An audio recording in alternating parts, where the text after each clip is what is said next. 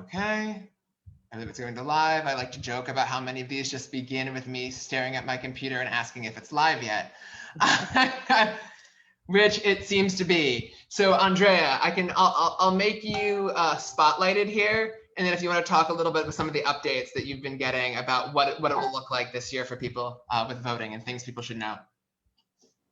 Thank you, Jonathan. This is great. Another of our members, Ruth Rothstein, and I are both going to be, again, being wardens for September 1st. And I'm also working on the early voting at Boston Public Library for 2 days next weekend. And speaking of early voting, I put in the attachment that Jonathan sent everybody, the website that gives all the addresses and dates for the early voting, which are extremely important, even if you're not planning to early vote for reasons I'll say in a second. Because the mail-in ballots, if you get a mail-in and you send it back, they have to be received at City Hall Election Department on September 1st, on or by. Anything that comes in after September 1st is not going to be counted. The only thing that's going to be counted after the election day is going to be provisional ballots that are cast during the early voting or the election day itself. So you can take your mail-in ballot to any of these early voting locations on those dates and submit it, and it will be counted. As I mentioned in the attachment that Jonathan sent you, the election department will collect the drop box at City Hall, which is open Monday and Tuesday of the day, Tuesday, the day of the election, the Monday, and then the previous week as well.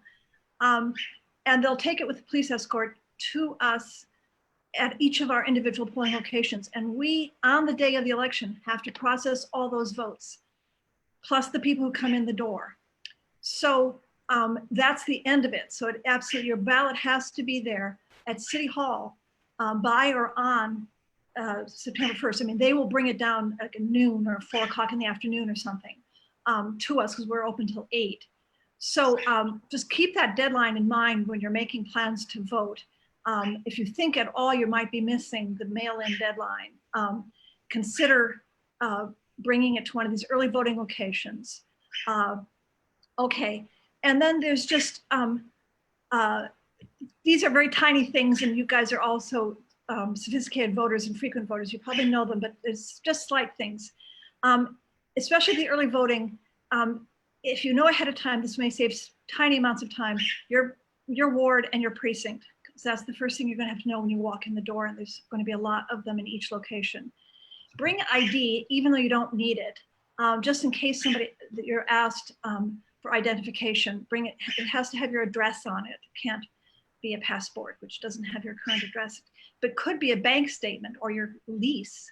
I've had students show me on their cell phones their lease that they just signed. It's got the address, obviously, or a credit card statement. Any of those are acceptable IDs while you're voting in person. This is going to be an odd thing to request, but bring your own pens. Bring a black or a blue pen that will, because we have to disinfect every pen after every voter uses it. So it's just going to take a little bit more time for us. And it's if you bring your own pen and mark the ballot, don't touch the machine, just slide it into the machine, because we have to disinfect the machine too all the time. But just slide it into the machine and wait for a second to see that it actually gets accepted. Of course, you're going to be wearing a mask. And there's going to be hand sanitizer there. And this is, again, a small thing, but you're going to get hand sanitizer right before you get the ballot. And you have to make sure it dries on your hands before you pick up the ballot, because if the ballot gets wet, gets stuck in the machine. I know these are just tiny things, but it'll help to sort of make things go more smoothly. So now the last and most important thing is we are very understaffed. Ruth and I have been on the phone about this. I've been on the phone several times a week with the election department, trying to nominate people and recruit people. But more important than me has been Barack Obama last Friday sent out a recruitment for asking for volunteers to work at the polls all over the country because everybody's understaffed. And so I'm going to ask you guys, the website to apply. It's a very simple application. It's on that same attachment that has the early voting dates and locations that's in the email that you just got today from Jonathan. So please consider volunteering You'll get paid. It's not a lot of money, but you will get paid, and you'll get paid for being trained. If you, all of you would be qualified to do this. And I'm going to be 72 on the week of the election, of the November 1st election. And I've only been going to the grocery store at 7 in the morning, et cetera. But I feel like this is so important. I have to do it. I've done it for 16 years, so I'm going to do it this year too. So I'm just putting in that appeal for poll workers. And that's the end of my message. If you look at the attachment that Jonathan sent, it has these 2 websites and a summary of what I've just been telling you. So thank you. Thanks, Jonathan. Let me, I'll show, I have this little democracy depends on poll workers little magnet on my fridge, which is always a good thing to remember of the importance of that. I'll just note from seeing things in the chat, for the primary, ballots have to be received by election day, not just as opposed to postmarked. And I think, as Andrea noted, and just want to just 2 other things just to kind of reiterate. 1, if you would like to physically like hand in, kind of drop off your mail-in ballot to not have to deal with anything around any post office issues or anything, that when you have the early voting location at the Copley Library this weekend, you can drop it off there, which is something you could do. Also, if you vote at Symphony Plaza East or West, or the Morville House, typically, so Ward 4, 5, 6, 7, and 8, your in-person voting location for election day is the Matthews Arena, right behind, like right by New England, like right behind kind of like New England College of Music, like basically right behind where I live, on St. Paul Street on this side of Mass Ave. So just something to be aware of, especially if people do have questions. That's been the main polling location change for our area. And as I noted, I sent this by email, and I'll kind of do another follow-up with that. And any questions that people have before we go into speakers. Jane. Oh, sorry. I want to confirm, you said we can early vote at Copley? Yes. Yeah, that's what it's on that. Yes, I sent it out twice now, this Saturday and Sunday, from 11 in the morning till 7 at night. The Boston Public Library, the McKim building, both Saturday and Sunday this coming weekend. I'll be there. I'll see you. And we can drop off our mail-in ballots there also? Yes, yes. At any of the early voting locations, that's one of them, but there's a long list. Not that long, but there is a list. And any of those on those dates, you can drop off your mail-in ballot. Yes. So y'all might have covered this. How much delay has there been from the Postal Service disruptions? And is that a concern? It is for me, because I sent in, my husband and I sent in requests for ballots right as soon as we got it, and we haven't gotten the ballots. And that was 3 weeks ago. Yeah, I haven't either. I asked them yesterday on the phone. I asked them if they've been sending them out, and she assured me that they had been in the process of sending them out.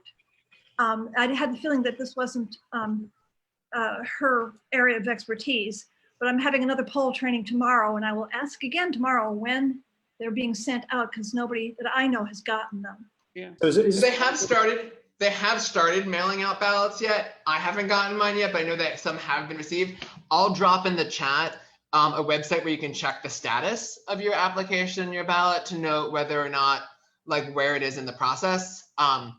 Which I was able to see that like 2 weeks after I mailed my application in, that the ballot was sent out, so that there's somewhat of a delay in that. If you have a follow-up, Will, then I know David and Julia both had questions, and then after those two, okay, David Opt and Julia Schlossman, and then we'll go to invite up City Councilor Ed Flynn. Yeah, thanks. And sorry if this was already addressed, but I was a little confused about this when I was just like reading stuff about the process of delivering mail-in ballots in person. But is it true that mail-in ballots cannot be dropped off on election day? It's only they can be dropped off in person for the early voting location. That's true. Plus, you can take it to the drop box at City Hall on Monday through Friday. And where's the drop box at City Hall? Where? It's on the 3rd floor. Okay. Hall. And is it by the elections department office, or? No, the election department's in the basement. This is on the 3rd floor. Okay. Thank you. I just got, just for folks who are curious, I just got my ballots in the mail today.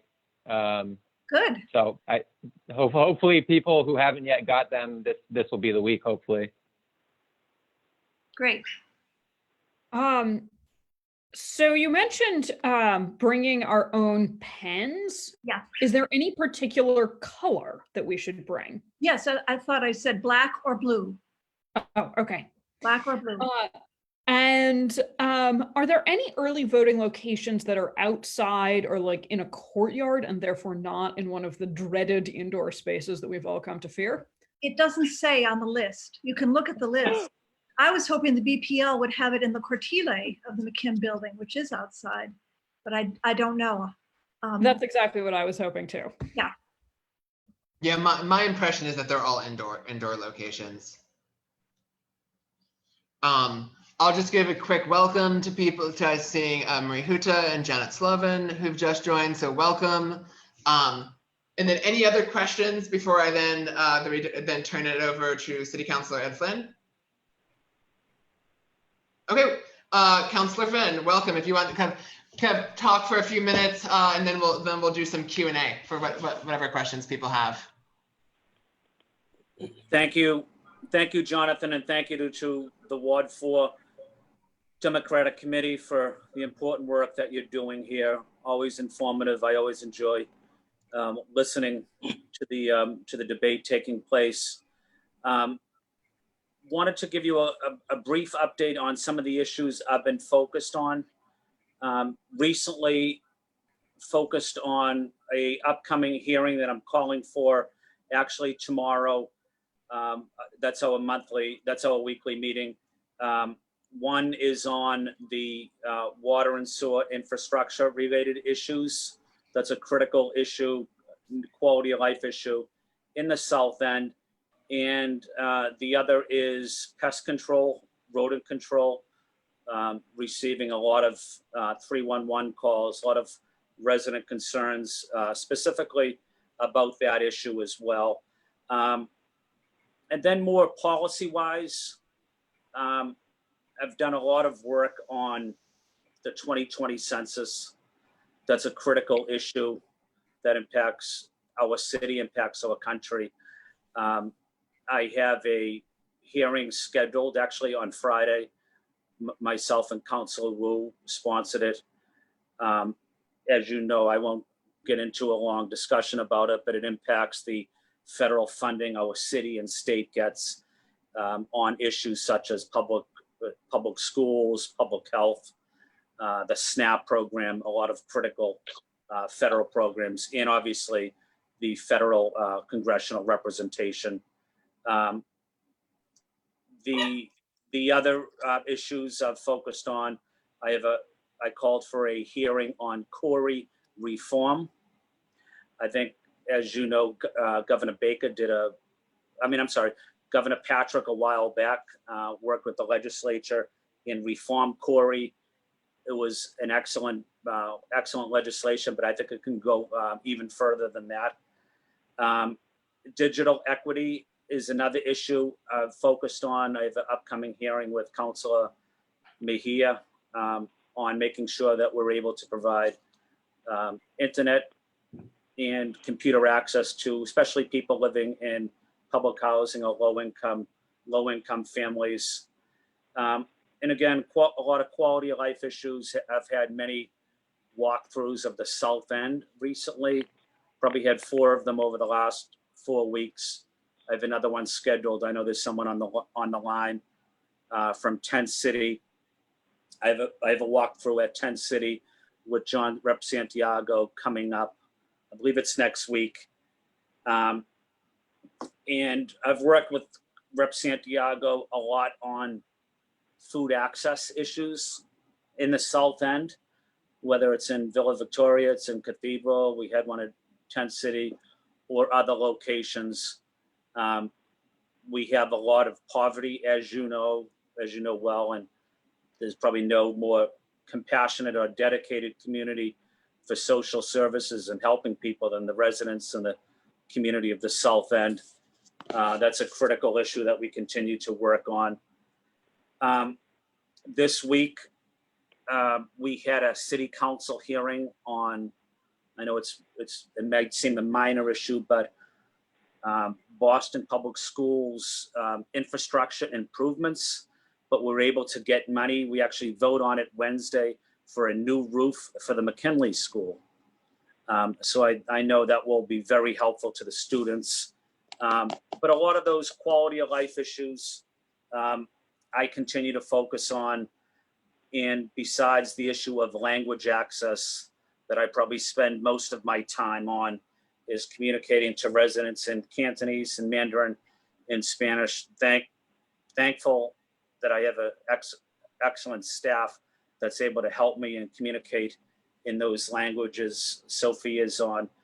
And, you know, that's what we do best, is quality of life issues, responding to people, working closely with residents and communicating, especially to residents that haven't been engaged in the political process. The District 2 City Councilor historically has never provided much outreach to the Latino community, to the Chinese community, and never communicated, especially in various languages. So I wanted to make sure that their voice is as important and is heard, just like my constituents that I represent on parts of the Beacon Hill or parts of the Back Bay. So I intentionally tried to include all of my residents throughout District 2. And I hope over the last 3 years, people can say that I've been effective in trying to include everybody throughout the district. And I think I have, and that's because of the staff that I have. With that, Jonathan, I know I don't want to speak anymore. I know there's probably questions that people may have. So I'll open it up to questions from the Ward 4 members. Awesome. Well, thank you so much. I see Margaret with her hand up, and then I also saw Andrea Rasmussen with some questions in the chat. Margaret, do you want to ask what the question that you have? Yeah, Ed, I just wanted to tell you that, I'm the chair of the Boston Human Rights Commission. And we've been working on this issue of broadband access. And I have a map, actually, that that volunteer being my son, who did all the work on the data analysis of access to broadband, which no one in the city government managed to do. So it shows where people don't have access, where they have bad access, and where they have quality access. And it's redlined. The fiber goes right up to Mattapan and then goes around it. Literally goes around it. So I'll send it to you, but we might want to chat, because the Comcast people actually called me today. They heard I was poking around. Okay. And if you see the map, it's so obvious. You'd have to be embarrassed if you were Comcast and Verizon, that what Michael discovered was any area that has 30% or more black and brown people has bad internet. Mm-hmm.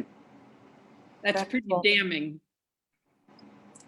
So I'll send it to you, and then I can't explain how he got it where it is, because he took census data and all sorts of data and put it all together. And but it's pretty damning when you look at it. So but we're doing remote learning and kids don't have broadband. It's ridiculous. We got to solve this problem. And the franchise for Comcast agreement is coming up. Right. No, thank you, Margaret. I'd love to talk offline. Yeah. That would be very helpful. That's an issue that we're focused on, and it's a critical issue. And Margaret, just on the Human Rights Commission. Yeah. I know during the recent budget, more funding went to the Human Rights Commission. And I'm glad that you're on it. It's an important vehicle to investigate racial crimes, hate crimes. It was enacted in 85, 86. I know it has been disbanded, but luckily Mayor Walsh brought it back. Your dad was the one who created it. That's right. They They had a vote in 1983 to establish the Human Rights Commission, and at that time was controversial to even enact a commission, never mind have a commission. But that's one of the first issues I focused on is hate crimes that take place in the city or in the country. But we also seen a lot of hate crimes, bullying, discrimination against the Asian community during this pandemic. And that's an issue that's a big concern of mine. I'm sure it is of yours as well. But thank you for your work on that, Margaret. Yeah, we'll talk. Great, and I saw questions in the chat from Andrea Rasmussen. If you want me to ask them, I can ask them over to Andrea. If you'd like to ask them yourself, you can as well. Oh, sure. Thank you. Eating dinner at the same time and nobody wants to see or hear that. My question was, I had a couple questions about some recent meetings that you discussed or your staff posted in your Twitter feed. You had a meeting with Back Bay and South End residents about students housed in local hotels and, related safety concerns. And I wanted to, see what was decided about how to maintain public safety coming out of that meeting. And second, there was a meeting with residents of Villa Victoria and nearby South End residents about public safety. Anything that you can share about that? Thanks. Yes, thank you. I'll answer the second part first.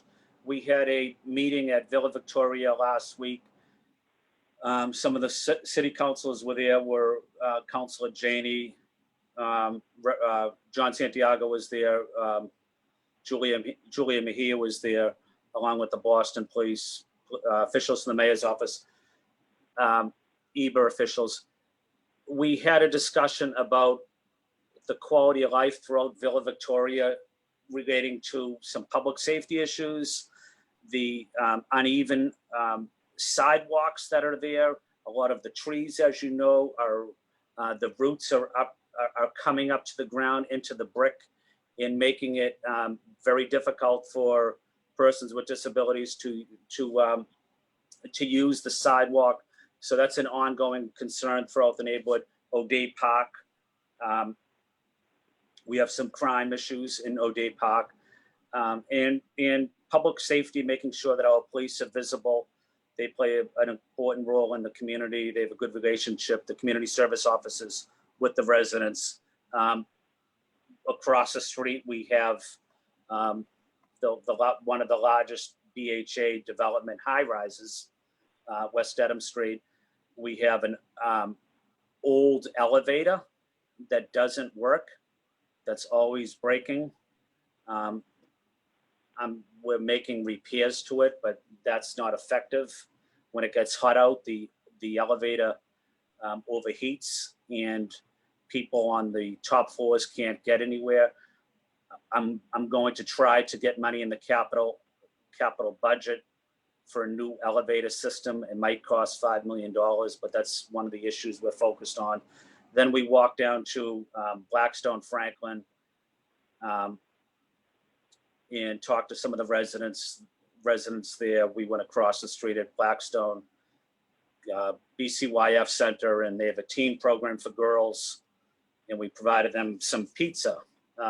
They do a tremendous job. It's a leadership program for high school girls in Roxbury and South End. And on the first part of the question, just prior to this meeting at 5 o'clock, I had a meeting with Chinatown residents and Tufts University, the graduate school, the dental school, and the medical school that's in the downtown area, in the Chinatown area, and Emerson College, about ongoing testing of students.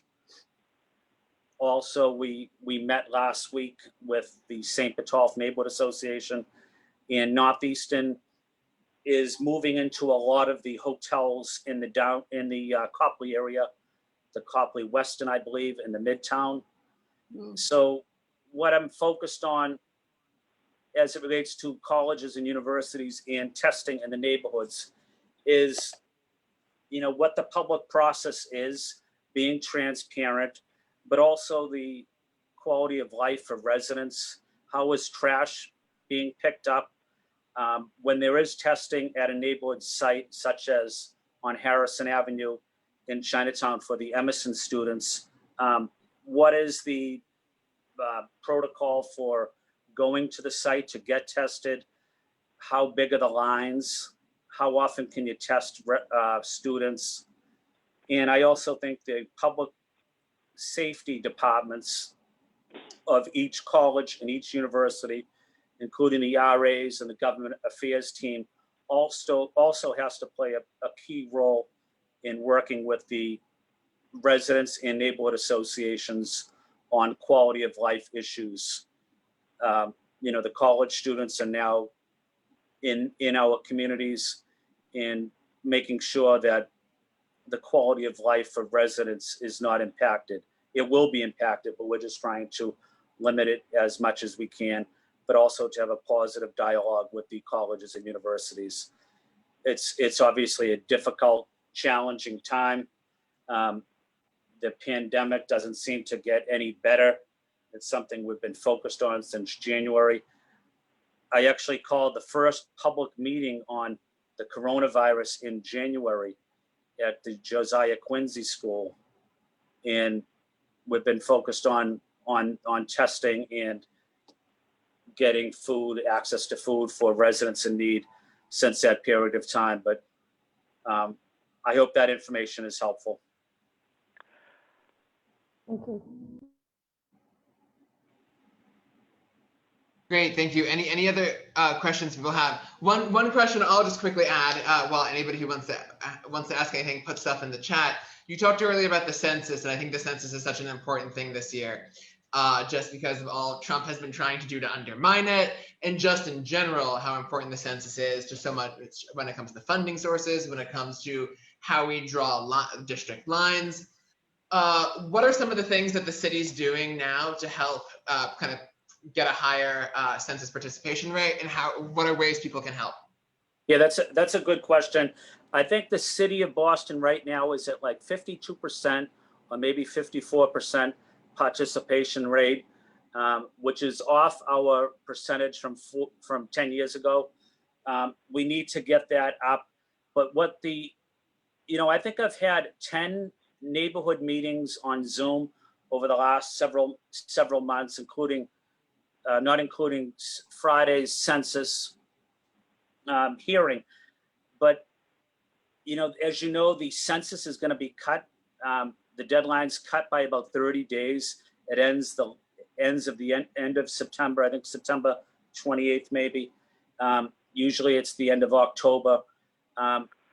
Trump, during last year, tried to put a question on the application that you have to be, you can't be an immigrant to participate in the census. That had an impact. It scared the immigrant community in our neighborhoods. So we had to spend a lot of effort and time convincing people the importance of the census, and the information is classified. It is not shared for maybe 40 years or 50 years. But it impacts almost everything we do in our life. It's public schools, it's public health, roads, bridges, infrastructure improvements. I think the best federal program is the SNAP program, Food Assistance Program. But I think even during these types of meetings, we can always have a 2-minute discussion, which you always do, Jonathan, about the importance of the census. I try to highlight it as much as I can on my social media. I try to highlight it at least weekly in Spanish and Chinese, and reaching the immigrant community and letting them know that their voice is important and that their participation is crucial. And the census people now are starting to knock on doors, and that's very challenging in some of the immigrant neighborhoods, as you know. In the Chinese community, they literally haven't left their homes in almost 6 or 7 months because of COVID-19. They've really social distanced. So it's going to be challenging for government people census people to knock on their door. That's why we worked closely with the Chinese Progressive Association, Mass Vote, other human rights groups. Ayanna Pressley was very helpful, but to make sure that our immigrant communities are included in the census.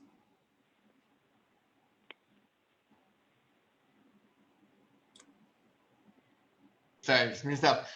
Jacob, if you want to ask your question yourself, you can. If not, I can ask it.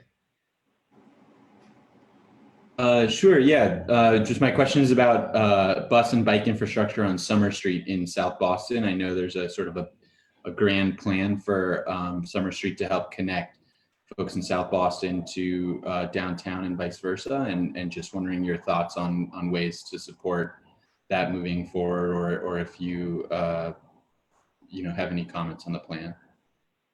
Yeah, but I think it's important and critical that we continue making progress on pedestrian safety, but also access for bicyclists throughout our city.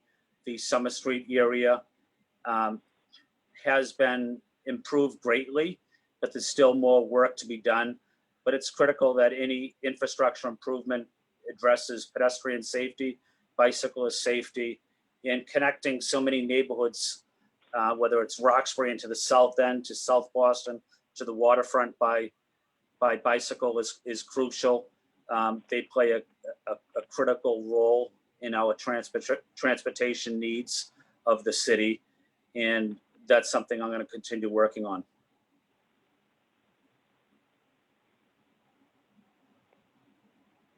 Great. Any other, Carol, do you want to ask your question that I see in the chat? It's actually me, sorry, hello. Yeah, so I was like very alarmed like the last couple of days. No, obviously we talked about COVID, like seeing the very large groups of college students. I'm like a recent grad myself, so I'm like sympathetic, but like outside grocery stores, and it's like, I look at these groups and I'm like, there's literally no way that these people are social distancing. Of course, even if they are wearing face masks outside, it's like, I just know. And of course, we also heard today that a bunch of college students at BU and Emerson tested positive. And so I'm worried about like the enforcement of social distancing measures on college campuses. I think enforcement is really important, but at the same time, I don't want there to be an increase in like traditional means of policing in communities. And so I'm curious to hear your thoughts and ideas around alternative means of enforcing social distancing measures that don't require an increased police presence in our Boston communities. Yeah, thank you for that question. It's a very good question. I agree. The police can't follow or can't enforce the social distancing rules. That really is the job of the colleges and universities. And it's the job of the colleges and universities to make sure they have a consistent message to the students that not only are you putting your own public health in jeopardy, but even more importantly, you're putting the public health of seniors or children or persons with disabilities in jeopardy. And that's what we really have to focus on.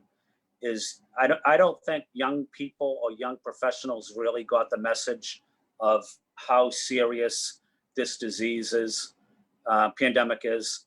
We see them at beaches throughout the state. We see them at neighborhood parties, and it's young professionals and probably in their 20s and 30s having parties and socializing.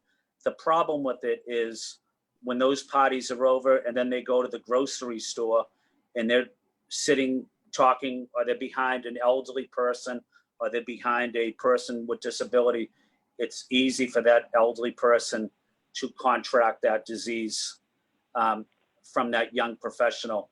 So if they're not concerned about their own health, they should really be concerned about someone else's health, because that could be your parent, that could be your grandmother, that could be your grandfather, that could be an aunt with disability related issues.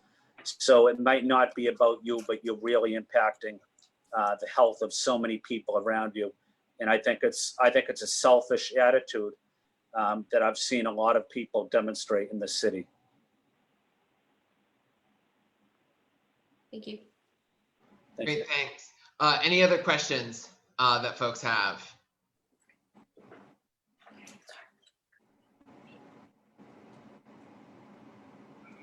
David, do you have a question? Or is that just background noise? No, mute yourself if you're not talking so that we don't have any background noise. So I'll just make it going once for questions. And first, hearing none. Councilor Flynn, any final first of all, thank you so much for joining us, and then any final comments that you want to make.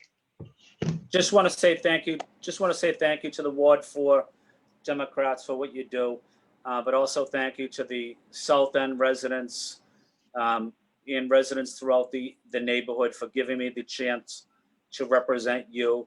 I'll continue to work hard and to advocate for you. And please know my staff is always available. I'm always available.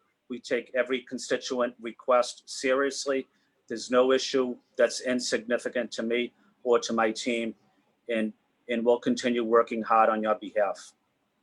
Awesome. Well, thank you again so much. I think the South End also wants to thank the counselor.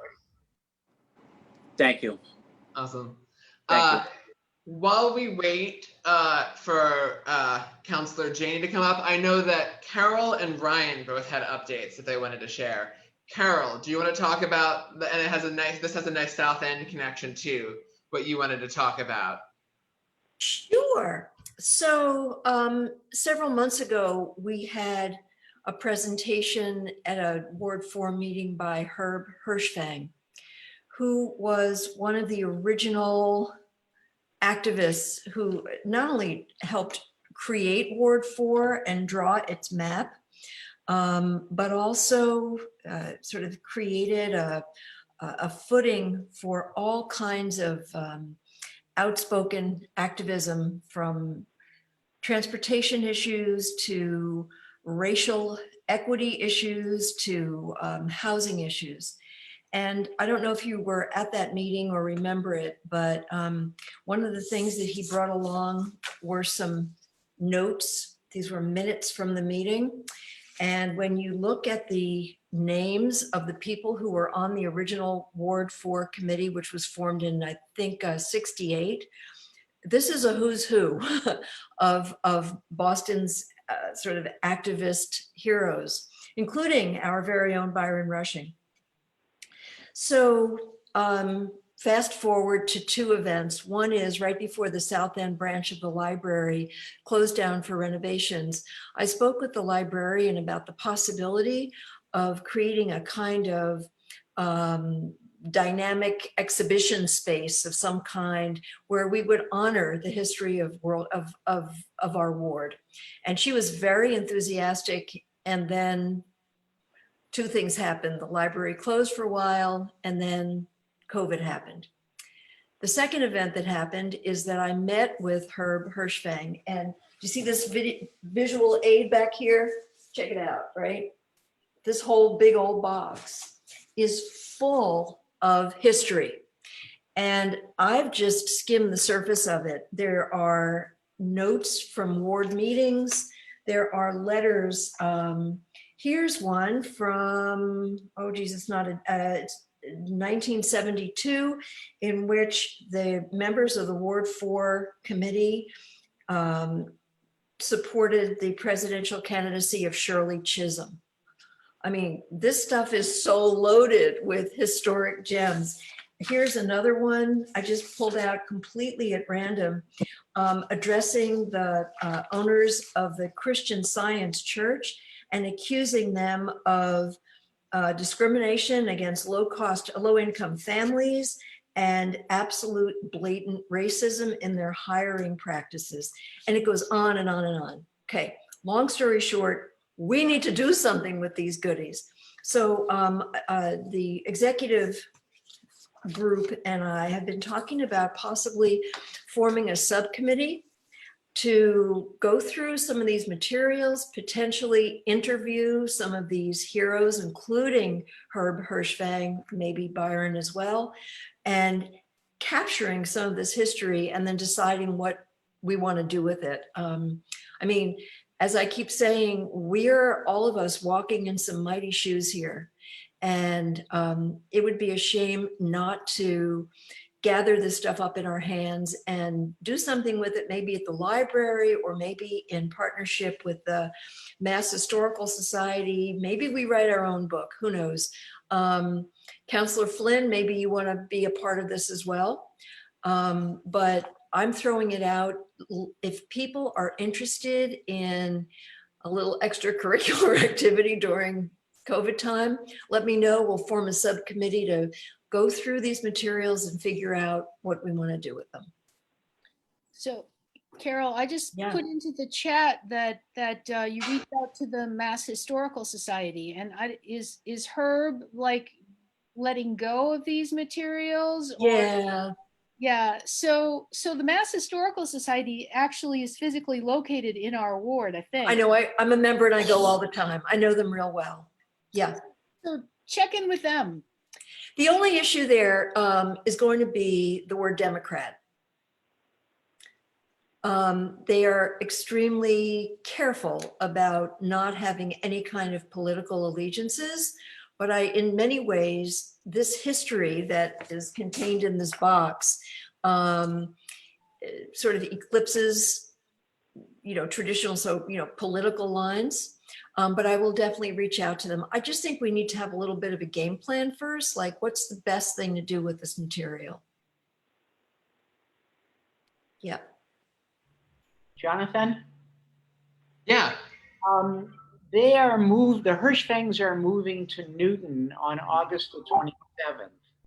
And so Herb was past chair of Ward 4 Democratic Committee. I'm just wondering if we could vote on and or send a letter of appreciation or some citation or something with your signature. Something like that would be terrific. Yeah, Ben, the reason that I received this box of goodies is the move.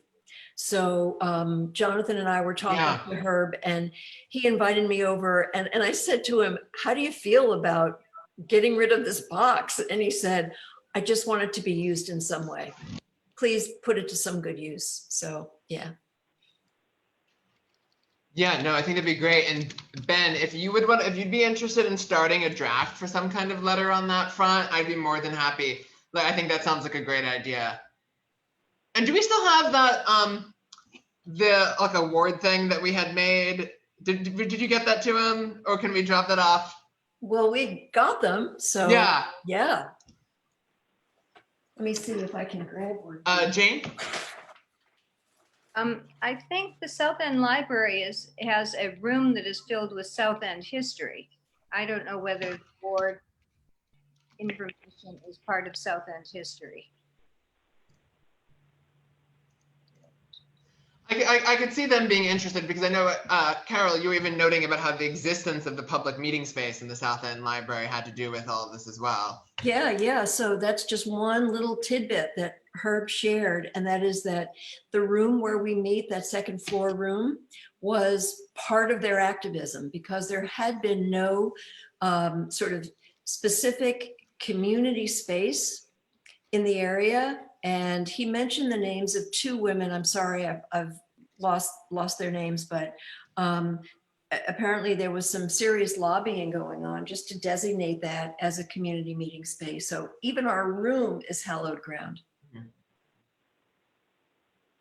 And I see interest in the chat from David Opp and Nikki Fortes about helping with something like this. Anybody else want to, and I can kind of connect you with Carol in a follow-up email. Any other people want to be a part of a group that discusses what to do with the material?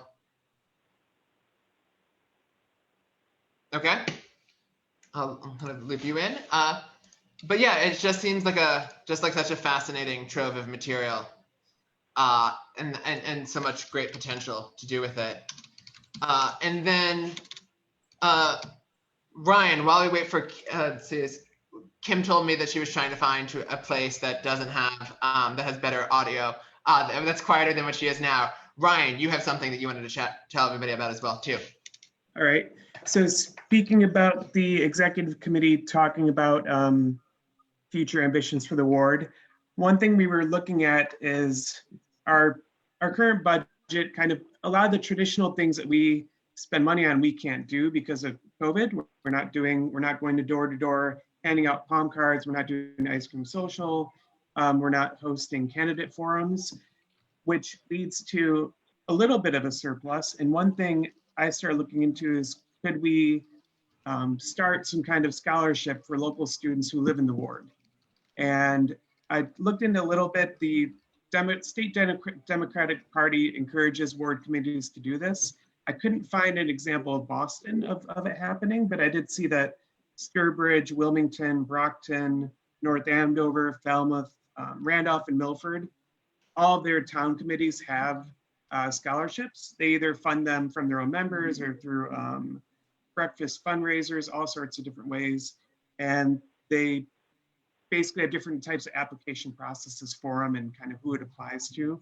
But that's one thing we wanted to see if that was an idea members of the committee might be interested in us starting and launching for students who live in our area. And if we want to start speaking of subcommittees, another kind of scholarship subcommittee to better fine tune how we would go about doing this. So I'm not sure if anybody has any thoughts on that.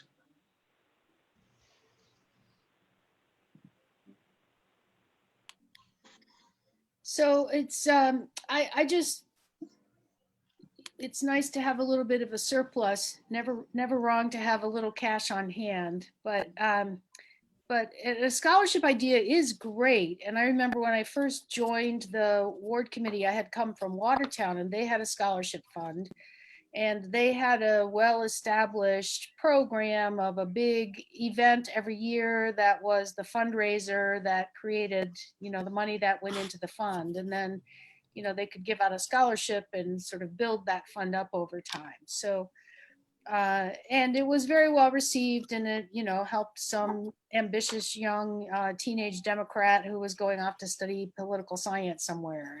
And it was good. And it, it got written up in the local paper, and so the students were always grateful for even a small scholarship, and it was good. But when I think if we wanted to do it, we'd have to decide it was something we really wanted to make a long-term commitment to. Mm-hmm. Because if it's just a one-off or a one-time thing and it's $500, it's like it's not worth the effort for the scholarship committee and the students who are applying and all that kind of stuff, right? So yeah. It's a good idea, but it's a big leap in terms of the kind of commitment we'd have to make to it, and trying to figure out what kind of an event we wanted to create as a fundraiser, funding source for it. Those are my thoughts. I was thinking of similar. Was somebody else about to chime in right there? Yeah. Yeah, I'd like to mention something. I was thinking about how a neighbor in my building is working on getting a pod set up for the Fenway in the Fenway Community Center for middle school students. And one thing that I suggested to her was, maybe the whole group could have a hotspot so that the kids could do a lot of their schoolwork outside on good days to help with ventilation. And she said she, liked the idea of putting it into the budget, but this might be something that might be in like a match of like the cost of it to the need. And that might be a good use. I mean, I love the idea of free Wi-Fi for the whole neighborhood, but if we're talking about students, then this might be, one place where the money could go potentially.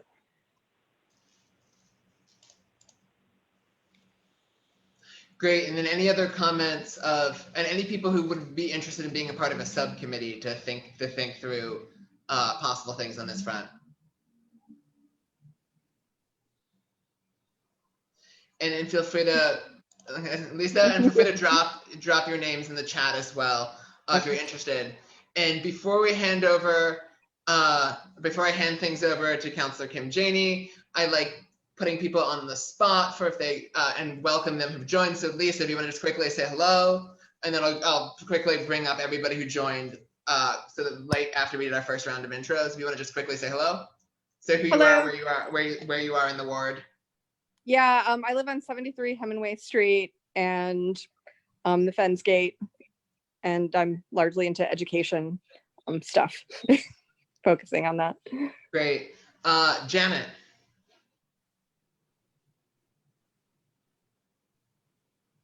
If Janet's muted, I can see Marie.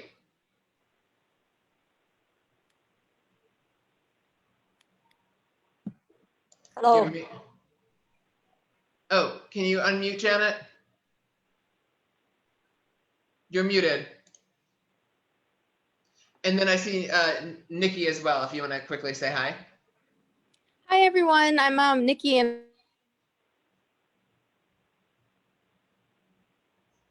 you would just quickly say where you are in the ward or any other thing of interest?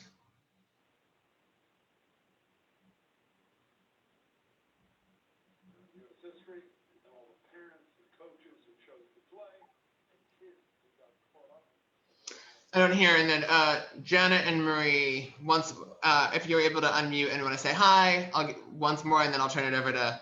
Okay, hello, this is Marie. Hello, everybody.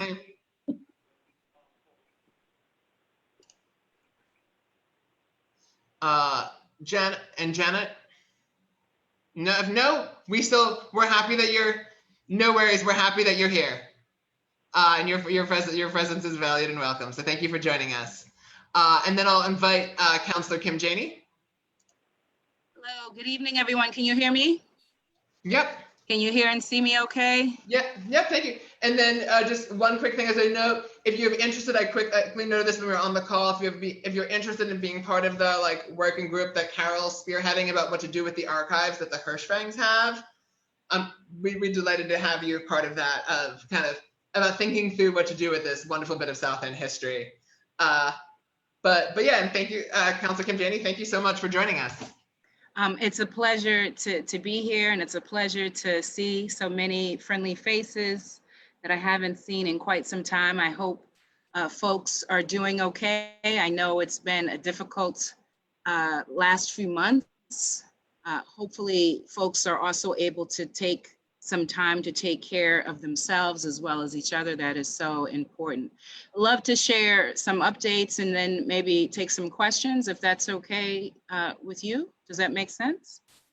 Yeah, that sounds great. Yeah, so, it's been a busy 2020. So I don't know that we've really connected. We certainly haven't connected in a formal way at a ward meeting since many months ago. So a lot has been happening in terms of the city's response to making sure that residents have access to tests and what they need. Right now, as I'm sure you're aware, big discussions around returning college students, which certainly impacts Ward 4, all of the different universities and colleges in the area, including Northeastern, Wentworth. There are others in the Fens, not in District 7, but certainly in Ward 4 that impact everyone. And so, I've been concerned. People are following the news. We're hearing across the country more and more colleges and universities having to go virtual only because of cases of coronavirus. And so there was just a report today, I can't remember the university, but that is happening. And so I know here, where the plan thus far is to hope that students are, particularly if they're coming from other places, that they're self-quarantining and doing what they're supposed to do on their end. But I think from many of the residents, long-term residents, there are concerns that there needs to be a little more accountability in the plan, and that we are, that it's just worrisome that so many students are coming back and there doesn't seem to be a good enough plan to keep them safe. That being said, there are concerns as well when we're thinking about K through 12 education. So it's not just colleges and universities and returning students there that are raising concerns in terms of the spread of coronavirus and making sure that we are keeping these numbers low. As you may be aware, the cases in Boston have been on the rise in the last few weeks. And so, watching those numbers carefully to make sure that they don't hit a certain threshold. Lots of discussion around returning students, whether this hybrid hopscotch model, this is the K through 12 education now, or all virtual or all in person. I think it's pretty clear it's not going to be all in person. Everyone is clear that we are not ready for that. My worry is that for the children who need in-classroom instruction the most, which are many kids of color who come from poor communities, and if they are learning English or have a disability, they're even more at risk. But that those children who would benefit the most from in-classroom instruction are also the children who are most at risk to coronavirus and the spread if they are in a classroom. So it's a really difficult situation. I think, as we're getting closer to the new start date, it's been extended to September 21st, that there is more discussion, certainly with families, but with educators and young people themselves, because we need to do this safely, and we've got to make sure that to the extent that there is virtual learning happening, that we're stepping up that virtual learning. We know that that does not take the place of in-classroom learning, and that there was a lot to be desired over the spring. So whatever happens in September, we've got to make sure that students are safe, that educators are safe, and that the learning is still happening.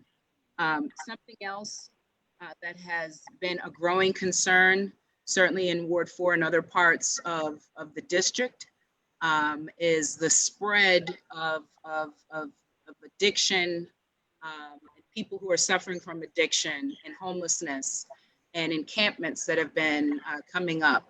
And I want folks to know that, we've heard from a number of residents in terms of emails and are responding back. We're filing tomorrow. So at tomorrow's City Council meeting, I'm filing with the Chair of Public Health, Ricardo Arroyo, a hearing order to get an update on the Melnia Cass 2.0 plan that was launched back in, I think, October of 2019.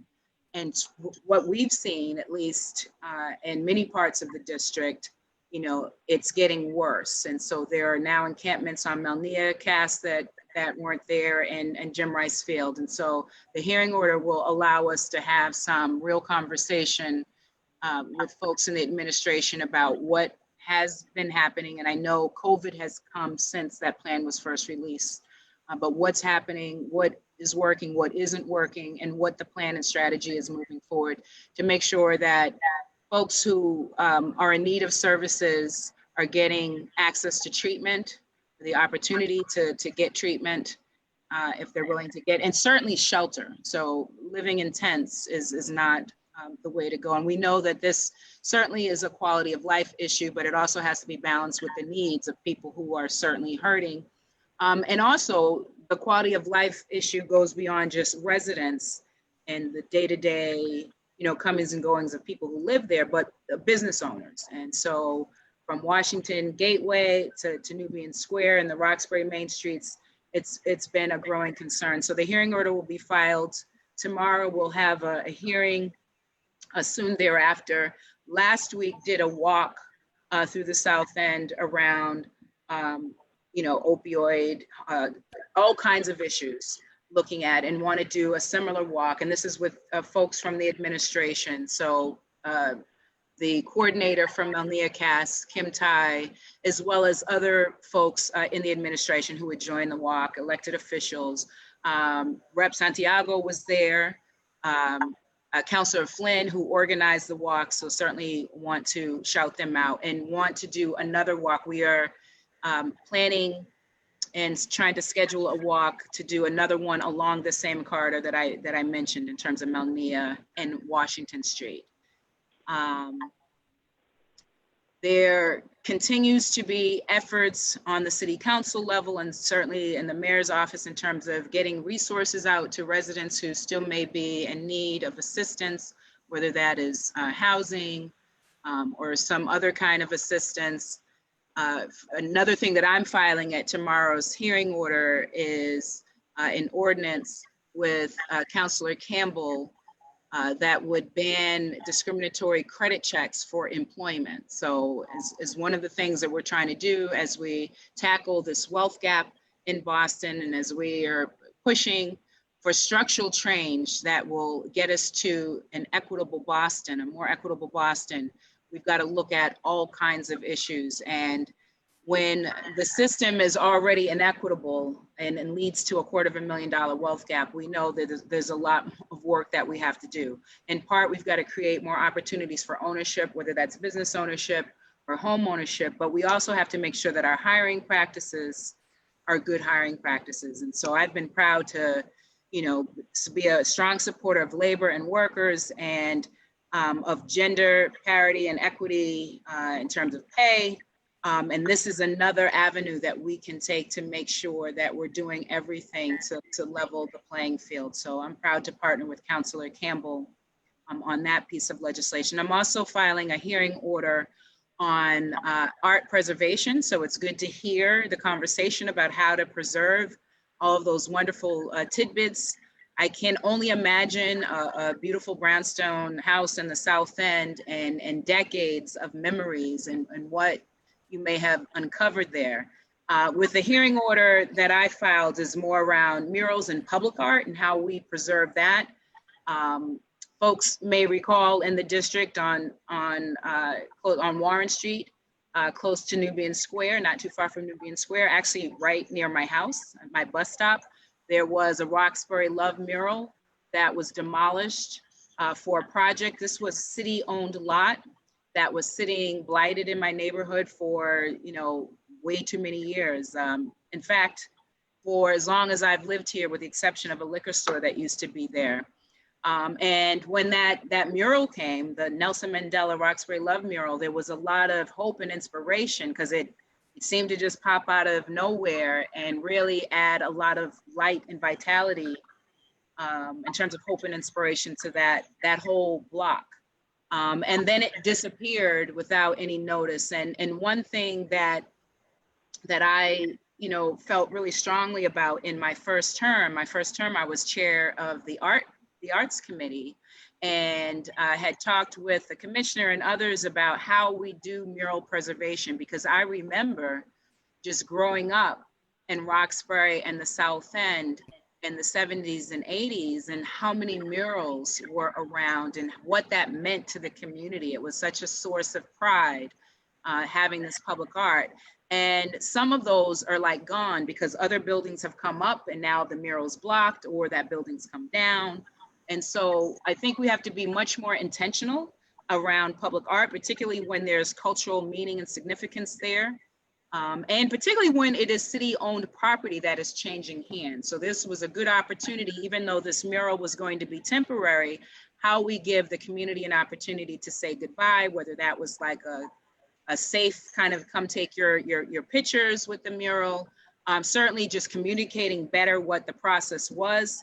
Now, when that project was under review, as a direct abutter, before I became a councilor, I was involved in that process. And one of the things that we asked for, and I remember asking for it specifically, was how do we preserve that mural? And the team that got it, which was Cruz, had agreed to preserve it and that they were going to contract with the original artist to make sure that they could, replicate it somewhere. So that hearing order is tomorrow too. And I think that's a good just segue to preserving all of the wonderful cultural assets, particularly, in District 7. I know much, oftentimes we talk about the work and what needs to get done and the gaps that exist. But I think it's also important that we acknowledge all of the amazing assets that we have in the district and certainly in Ward 4. And so, if there are ideas already underway, I'm sorry I missed the earlier part of the meeting. Love to hear that. But I just think, the opportunity to look at whether it's furniture or photographs or old letters or postcards, this might even be something where you want to have it on display somewhere as a pop-up museum that you might curate yourselves, as a committee, or you might partner with a nonprofit that's already out here, like the Historical Society. I think there are lots of ways of sharing this information and making sure that it's preserved, for the larger community to enjoy. So why don't I pause there?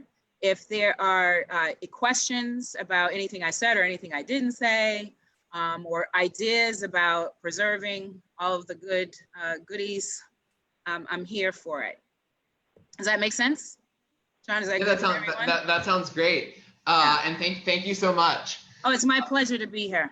And then, so any questions that people have, feel free to raise your hand or put them in the chat. I see Carol. And will you help do the I'll are you doing the it. chat, or are we doing should I be looking for Zoom blue hands? What are we doing here? I'll take care of that. All you right, just need to great. answer. I'll take care of getting you the questions. You just need to answer them. Carol.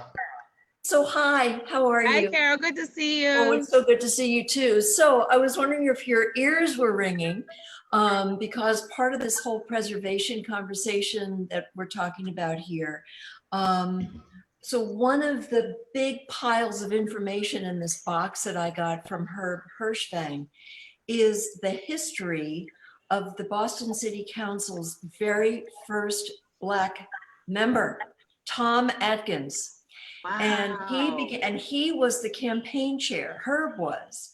And I said, oh my God, I bet Kim Janey wants to know about this. And he said, oh my God, this is a connection with Kim's family like you wouldn't believe. And he began to spin these stories. So I don't know, it just seems like we're holding a lot of history here.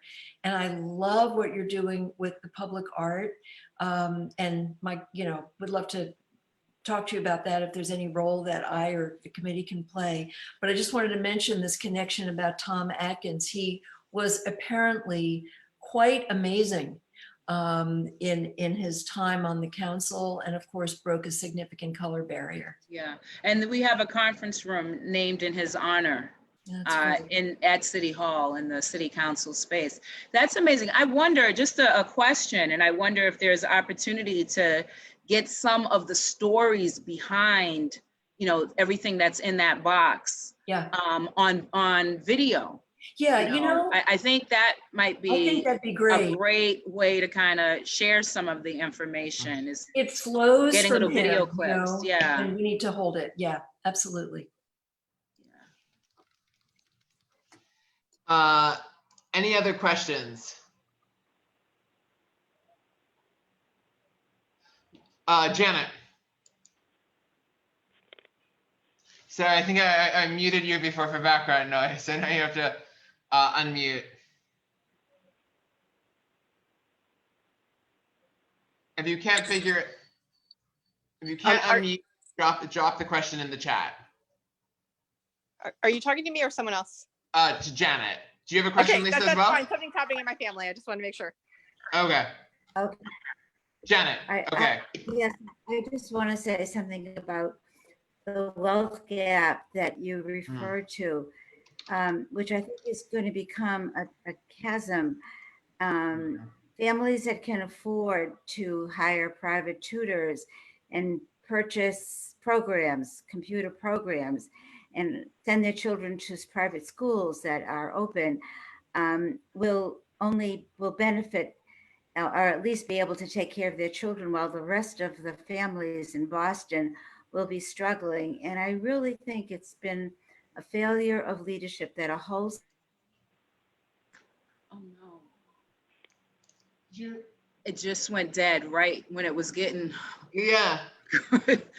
I'm sorry. Janet, but your audio cut I out. share your concern. So what I think I heard you saying, are you coming back? It's talking about the schools, right? Can you hear me? Yes, we can hear you now.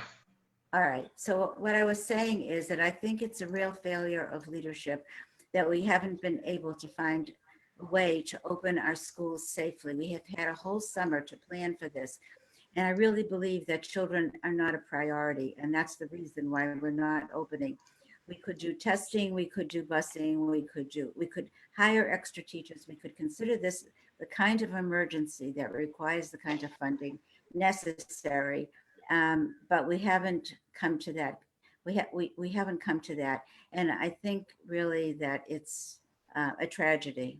Yeah, no, I'm really concerned. I'm really worried about the long-term effects that even just the spring, just the March through the summer.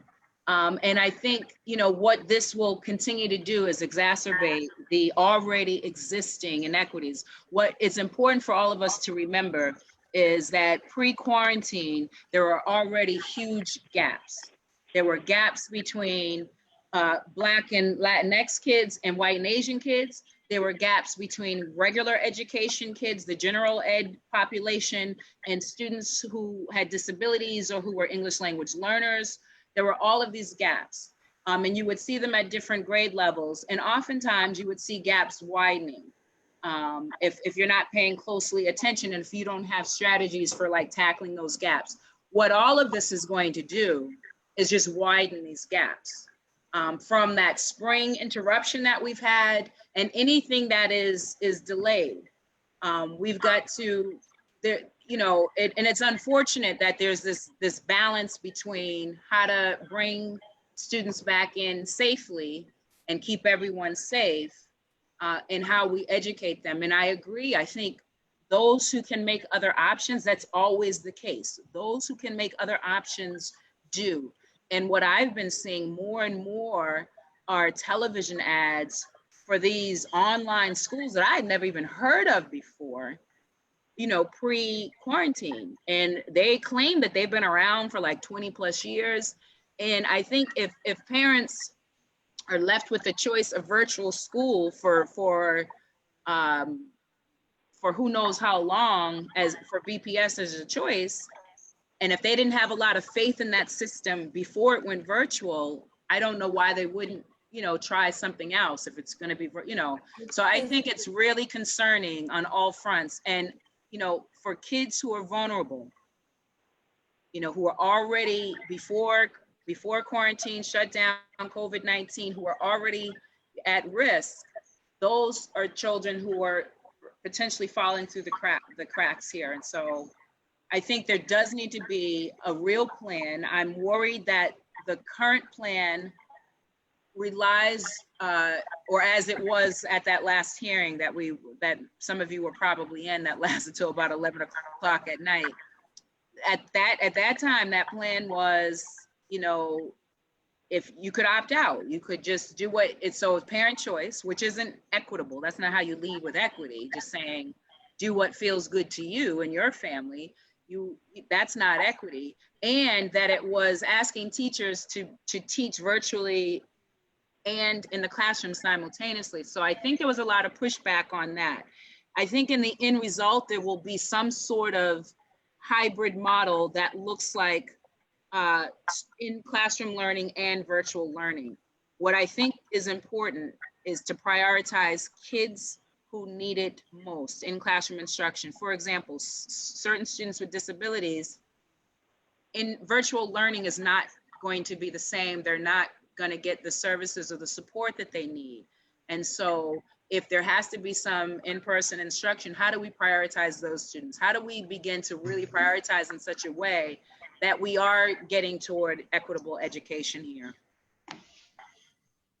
Great. And then any other questions that people have? Well, I'll pop in quickly with one question. So earlier in the summer, you had a kind of a letter with some other councilors to the mayor on things around police accountability issues and ways that the city could address systemic racism. Came up originally in the context of budget stuff going on, but they're all kind of kind of long-standing issues in the past and have to still have kind of ongoing to address in the future. Do you see the council and the mayor's office taking any action over the next few months to kind of move the ball on any of them, or kind of what's your? Yes, well, thank you. I don't.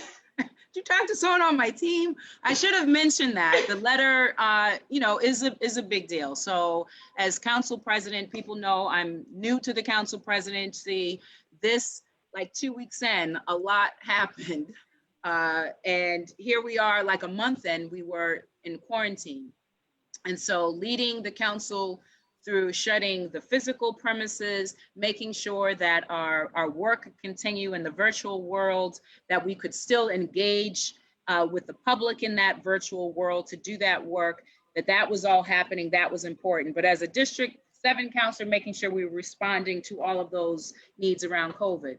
What is crystal clear, I think, and was crystal clear to some of us, but after George Floyd was murdered and people began to kind of reflect on our history as a city and a Commonwealth as a country in a different kind of way, I think others began to see too that COVID just exposed what was already there, and that was really systemic inequities that come out of structural racism and centuries of policies and laws that were created and passed by city councils all across the country for centuries, from courts and from Congress. And so the letter was a 5-page letter that I wrote and delivered to the mayor on Juneteenth, which is June 19th, with a list of items, some of which, as you highlighted, John, were longstanding issues that we had been fighting for decades. Long before many of us on this council even got there. This council, the majority of this council is brand new. The majority of this council turned over in the last 4 years. So, issues around a civilian review board, for example, long-standing, decades long. So this 5-page letter was a way of really highlighting a starting point to really tackle some of these long-standing issues and some new issues of how we want to do business differently in the city of Boston. So this was, we called it a Black and Brown agenda. And my office has been working on now making sure that we're keeping this document as a live, living document. And so updating it with real links. And so we're gonna go hopefully live this weekend with it resting somewhere so people can actually see like where things are. So one of the things, for example, I use the example of a civilian review board. We put that in the letter. That was a longstanding issue, had been for quite some time. People wanted to see that review board with real subpoena power. Since that letter was delivered on June 19th, the council has filed an ordinance. And so we want to make sure that there are going to be real links so that you can see what the progress is on all of those things that we've been pushing on. So whether it's changes to the ZBA, whether it was around civilian review board. And I bring up the ZBA and other things because while much of it, came out of, demands around police accountability, as John mentioned, for me as president, and I would say even my colleagues, this goes beyond just police reform. We are talking about things, policies and laws that have been put in place to leave and lock people out economically. And so when we're looking at the achievement gap and opportunity gap that we just talked about in our schools, that comes in part from all of this. It comes from how we were redlining homes and we see this wealth gap. It's directly related to all of this. And so to get out of that, we need new laws and new policies to undo that stuff.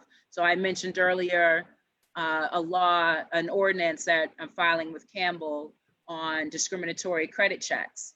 Well, we know who has the worst credit are the people who were harmed the most around all of these laws that created such a huge wealth gap in Boston. And so we want to make sure that we're tackling those things. This letter hopefully will be on my city council page website that you'll be able to see it. I'll definitely be able to upload it to my personal website to see it, but we want to make sure that it's a living document for people to see where things are, where those different dockets that we listed in the letter, where are those dockets now? Any other items, where, you know, where are things, so that everyone can see where things are in that. Awesome. And I see a question from David Opp, and this will be the last one because we still have City Councilor Michelle Wu coming up. David, if you want to ask your question quickly. Sure. Thanks, Council President Janey, for everything that you're doing, especially, you know, shining a light on equity issues and systemic racism. My question is just sort of curious about how sort of the infrastructure, like the physical facilities of BPS schools is coming into the discussion in relation to COVID and keeping students safe. I know that there are some public health, you know, research studies that have really thrown criticism, not just at BPS, but buildings in general, you know, calling them sick buildings because airflow is poor, you know, size of rooms, things like that. And I know that BPS facilities and investment in infrastructure has been a long-standing issue. I just don't know if that's come up in the discussion in terms of, Yes. you know. It has quickly. So yes, it's been a long-standing issue. There've been lots of neglect over the years. It's been hard to get capital stuff done and moved on. But yes, it has been kind of the topic of how do we make buildings safe. These buildings are old. You know, we've got the oldest school system in the country, and many of our buildings, only a handful of our buildings are in the last kind of 20 years. And that's like the Orchard Gardens School, the Lila Frederick School, those kind of new buildings. And they have different needs or abilities in terms of their own airflow. The vast majority, though, it's bad. Right now, the plan is, well, every classroom will have a window open. I don't, you know, what I heard at the hearing that kept us on Zoom till 11 p.m., where people were not satisfied with what they heard. But yes, those issues are being brought up, and the district is responding by replacing, you know, doing HVAC upgrades and all of that. I don't want to repeat exactly what they're doing because I don't want to misquote what they're doing, but they are working on that. I don't know that it's enough to satisfy people's fears or concerns. But at some point, we've got to make sure that kids are learning. So we've got to figure out how to make these buildings safe as we can, and how to keep children safe, and how we prioritize those who have the most need. Awesome. Thank you. And I can stay on a little bit longer if people need me to. Yeah, so like Lisa, if you have a question, feel free to put it in the chat so we want to change it. And Kim, thank you so much for joining. It's always a pleasure. And I want to welcome up City Councilor Michelle Wu. Hi, Michelle. Hi, Madam Press, my president. It's good to see you all. I am always, you know, we're missing the South End Library together, but good to at least see your faces. Jonathan, what do you think is the best format? If I try to take 5 minutes to talk, or? Yeah, if you want to talk for about 5 minutes about some of the stuff going on at the council, some of your work, then we can do some Q&A. Just kind of a quick, kind of amusing note that I made before that's kind of bittersweet is when the Parks Department formally sent me the notice that they were canceling my permit for the ice cream social this Sunday, which like I had long since already like wrote off as an event happening, but still felt bittersweet for them to formally send me the cancellation notice. We should have all brought ice cream to these. We can do that. Oh, this could be. I have some ice cream. Should I go get it? Right. But yeah, if you want to start off by telling us a little bit about kind of what you've been doing, what you're doing kind of on the council, et cetera. Okay, I'll focus on trying to keep my area short because I know Kim gave a really great update, and then we can do more Q&A. So I think there are 3 categories of things I wanted just to mention that I've been working on and involved in. First is yesterday we released a Green New Deal and Just Recovery plan for Boston. It's a municipal Green New Deal plan, which is almost a year and a half in the making after the council passed our council resolution in support of the federal Green New Deal last April. I've been trying to think through, you know, with many of the folks here about what could we do beyond just passing a non-binding statement of support? What is it at the city level? And I think it's important for 2 reasons. One is that it is just so urgent that we need to get everything, we need to move climate progress by whatever means possible. Every level of government, every sector just needs to be going, right? The estimates are that we have, as of a couple of years ago, the time window was until 2030 to keep global warming below 1.5 degrees, 1.5 degrees Celsius, which would kind of keep the impacts of extreme heat and sea level rise and the spread of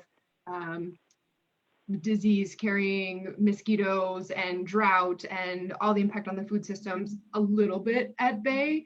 But they've since even provided more detail that to reach that under the original target of reducing enough emissions by the year 2050 to be at that threshold by 2030, we're actually at just a 50-50 chance of getting there.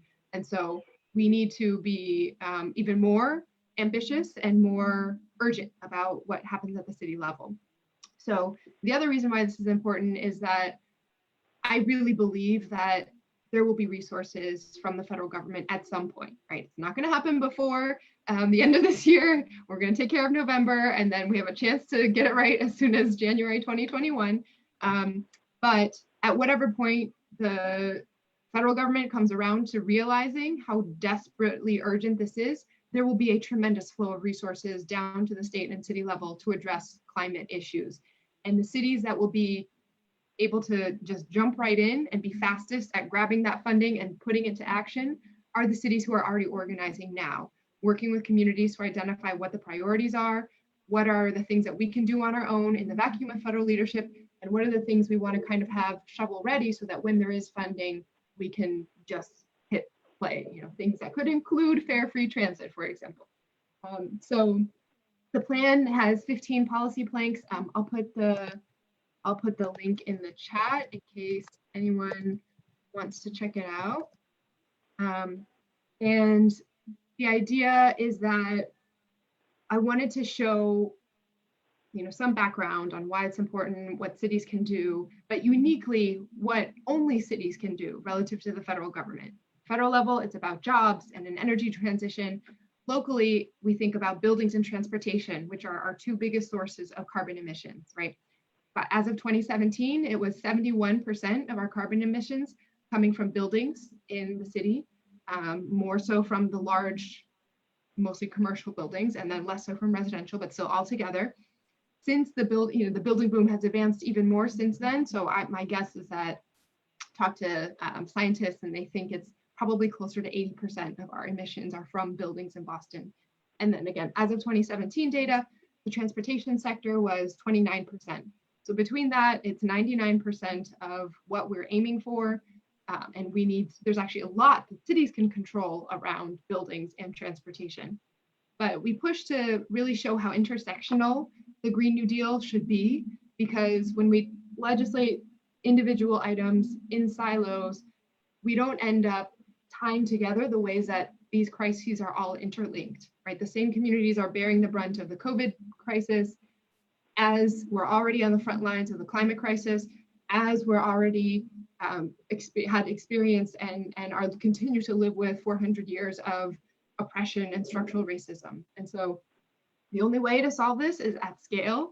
And so we have a small business piece of it, urban, tree canopy, climate core and a jobs piece, a blue New Deal, which means not just thinking about running away from the ocean and guarding against sea level rise, but leaning in and drawing on our resources as a coastal city that we can uniquely tap into for jobs through regenerative ocean farming that unlocks even more healthy food and draws carbon down into the water, or renewable wind energy in an offshore wind farm.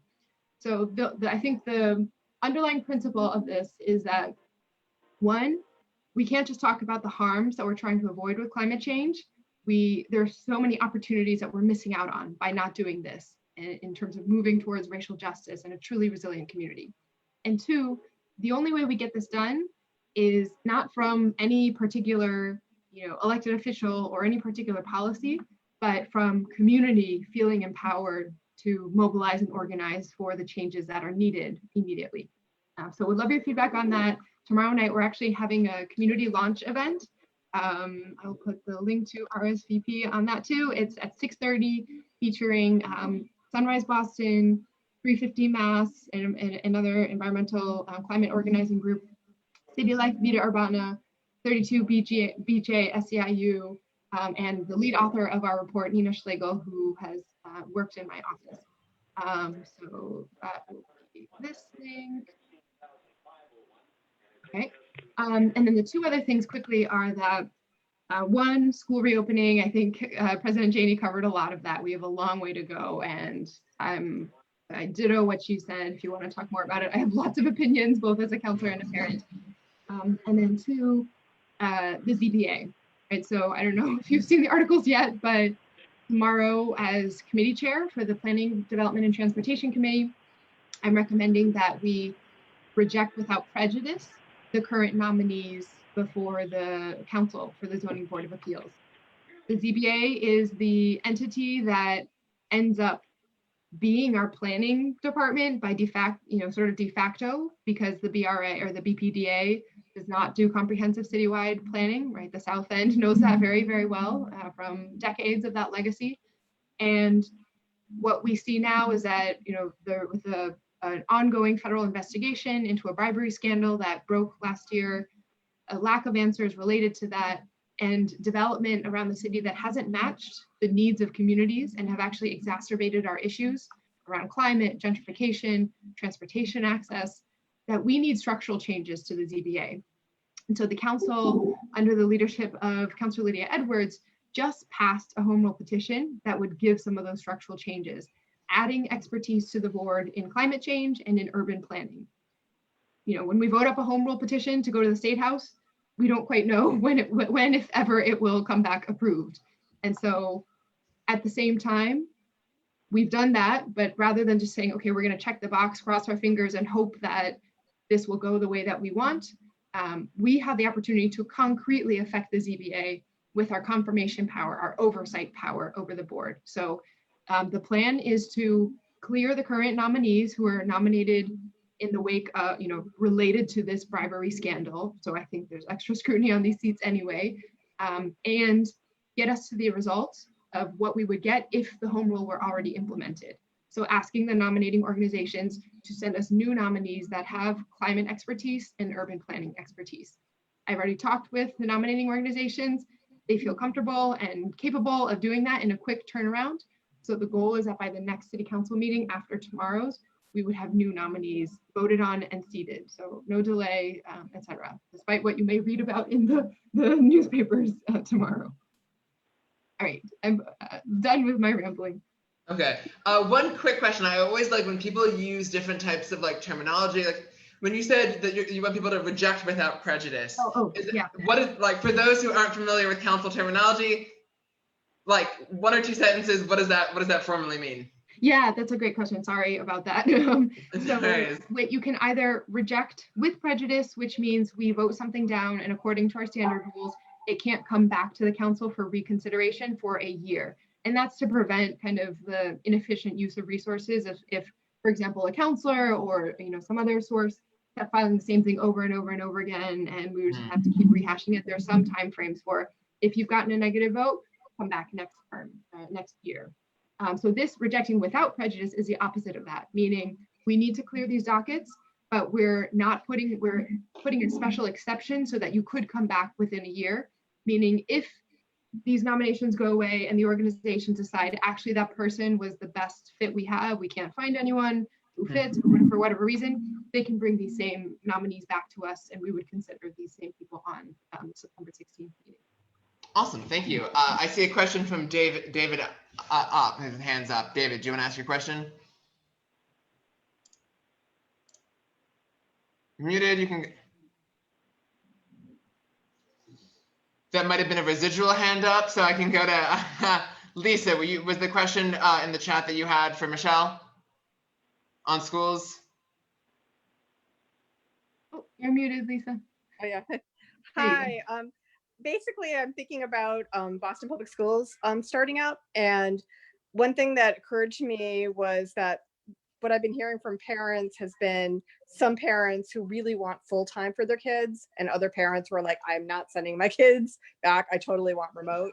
And I'm really not hearing many people who say, I want half, you know, like I want to put my kids in half the time.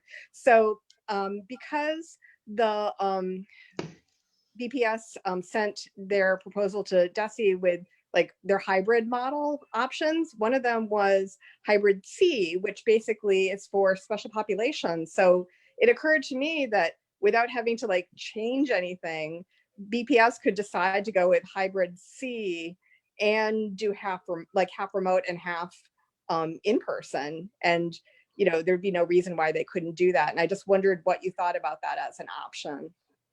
Yeah, that is really the option that I've been trying to push them towards the whole time, really just reflecting the feedback from educators and families.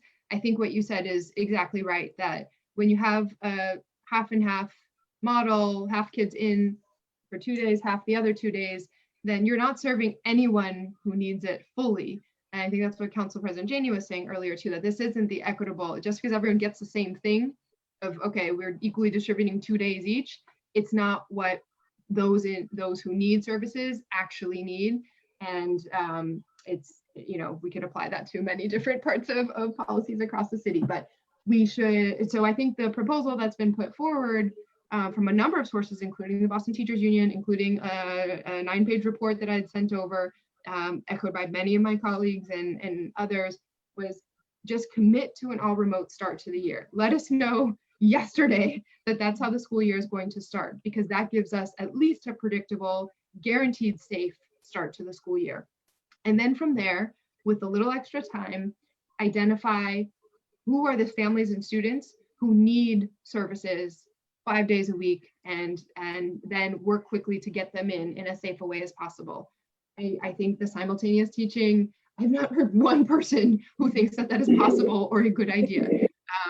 And even the special populations rotation right now still operates under that assumption that teachers will be teaching both. Now, the superintendent had started to ease off of that, true simultaneous teaching at our last hearing, where she kind of said it would be one teacher responsible for both groups of students, but kind of blocking their schedule so that she would be rotating, or he or she would be rotating which groups were directly having supervision versus being in small group work. But it's still, when the other option is dedicating teachers to all remote, really learning that craft and doing it to, you know, the fullest of their ability, and dedicating teachers to safe in-person COVID situation learning. It's been frustrating that that hasn't been evaluated more. And I will say that to the superintendent's credit, or I guess just acknowledging something that's been out of her control, is that the one constraint she keeps citing as to why we can't consider, for example, that model that both of us were talking about, is facilities. That yes, there are only 32 buildings in the entire district that have updated HVAC systems. And even if the rest of the buildings, you know, we could feel like they were safe, they say they fixed all the windows, but assuming that that is true, the buildings were so small and the classrooms were so crowded to begin with, that now needing more space between students means that we just can't squeeze students in. So it's really a facilities issue. But rather than being stuck there and saying, okay, how do we now then try to distribute this scarcity? We haven't engaged colleges and universities who have lots of extra classroom space unused during this pandemic, other buildings, you know, field hospitals that have been stood up. And the superintendent really hasn't gotten the support she's needed from resources outside of the school department to have the conversations that could empower her to be in a much better position about making decisions. Thank you.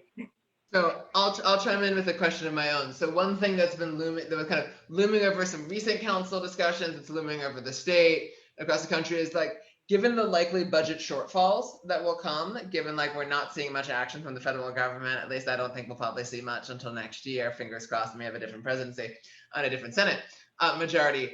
But are there any creative ways that the city, if it needed to, could raise revenue within the city's current powers? Because the city is somewhat limited given the nature of kind of home rules and all of that, that it's the city's own taxing power is somewhat limited, but there are any kind of creative ways that the city could raise more funds so that the city can actually provide the services it needs if kind of faced with the revenue shortfall? Yeah, so I mean, I think there's the distinction between could, I have a different definition of could than, for example, the CFO's department, and it played out very specifically when we were talking about my proposal with Councilor Edwards and Councilor Bach to defer property taxes for small businesses who had to shut down during the pandemic, right? It is the city's choice at the end of the day as to when they collect the taxes that are owed to them. And theoretically, we could say we're giving an extra quarter, or we're just not going to collect these and they will be due later, or this and that, to give a little bit, in the depths of the pandemic, businesses really just needed a little bit of liquidity to get through. And the city, I think, should have been bearing that financial burden because businesses were at risk because they were following our directives to shut down and to be safe. So, the conversation didn't go very, very far because there was just an unwillingness to think about taking on risk on the side of the city government. I think it was, short-sighted because the risk is still there. It's just being borne by residents and businesses who are, not unable to have as much flexibility in securing funding sources as a public entity like the government would. Yeah, and then I think there are longstanding discussions about pilot, right, and other sources. I mean, across the board, I think we're really looking at every sector having to redefine what they're doing and how they're paying for it. But we could work a lot smarter too in terms of reorienting the goals of some of our departments, right? So when the real estate market is not doing well, in some ways that's an opportunity for city government because it makes all sorts of decisions much more possible than in a very hot market where property values and prices are very high, right? Thinking about expanding community land trusts or taking distressed properties to turn into, additional BHA units or public house, expanding a portfolio of publicly run subsidized housing is much more possible when you're starting with a lower price point for property all across the city. Good point. And then, see, any other questions that people want to chime in with? Good question from Shayna asking about what the city council is doing about the looming eviction crisis. Yeah, there was a hearing actually today about the city's current rental relief fund.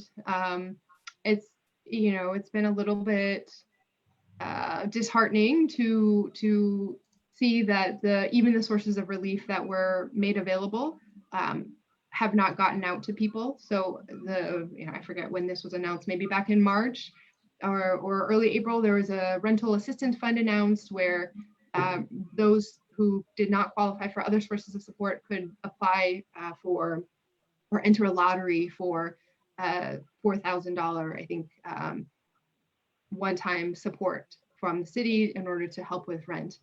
There were $8 million made available through that fund, and a month in, I think it was six families had gotten support.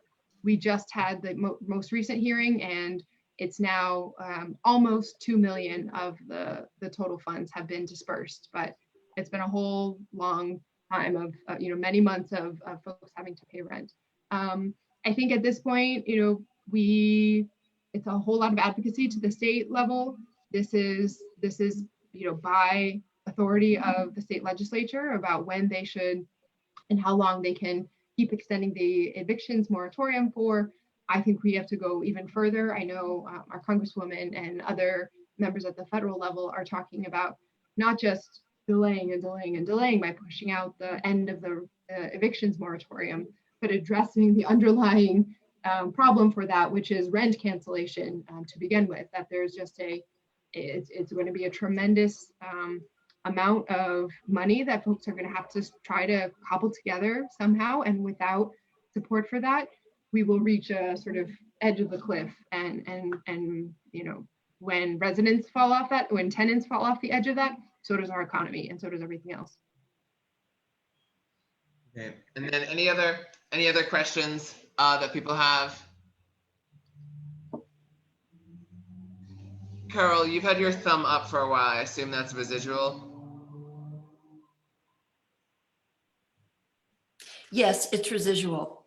Okay. If you feel like asking a question, you can ask a final one now before we wrap up. But well, Councilor Wu, in an earlier question to Councilor Flynn, I'm going to pick up a question that my daughter asked about the enforcement of social distancing among returning college students. Yeah. It is really terrifying to walk anywhere. And, you know, we live on the Fenway epicenter of the colleges. And there are gatherings everywhere you look.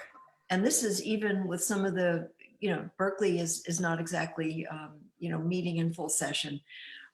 So the Harper's question was,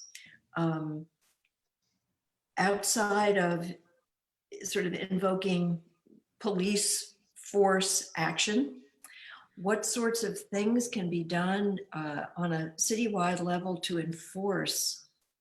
It's more than hoping, and it's more than, you know, we can't make assumptions here. This is, you know, it's scary. Love to get your response on that. Yeah, I think where possible, it is really trying to put, I think, more pressure than has already been put where it's due, which is to the universities, who honestly shouldn't have been allowed to bring students back in this way to begin with. But you know, I can say this in this space, and to all who are watching the Ward 4 live stream, that we see a direct line from Trump to Baker to cities, right? That the bullying at the federal level around who should and shouldn't open and what funding is going to get pulled when you don't open a certain way, including our school system, has not been blunted at all by the governor, who has not stepped up, has not thought about reopening in a way that is centered around adequate testing, you know, contact tracing, stringent enforcement, and accountability for the largest institutions that will lead to more outbreaks. And it's kind of left on the city level to try to manage out of that. Right. So anyway, so given where we are, I think there are a couple things still. So one is that there just needs to be pressure that gatherings and the enforcement on campuses through the usual means of students interacting with, you know, whether it's proctors or RAs or, you know, campus security, about large events, even and especially late at night, needs to be constantly monitored by the city. We also haven't had a full conversation about students living off campus. So it's not just that students are returning and seeing each other, you know, and going to classrooms, but many live in our neighborhoods, and that's going to have a tremendous impact. And we need to, even just from a contact tracing perspective, have a sense of where and who and be able to know. And then I think on the just human to human level, in terms of students out in the city and out and about, in general, we have to keep pushing sort of I hate even talking about individual responsibility when there's been such a failure of government on all fronts, but trying to make masks available in as many public spaces as possible. I think the MBTA should have from day one of the pandemic had masks to pass out to people, instead of just saying, sorry, you know, we require masks, but not for those with a medical condition, and we're not empowered to ask, you know, legally we can't ask if you have this medical condition, so it's as good as not enforcing anything.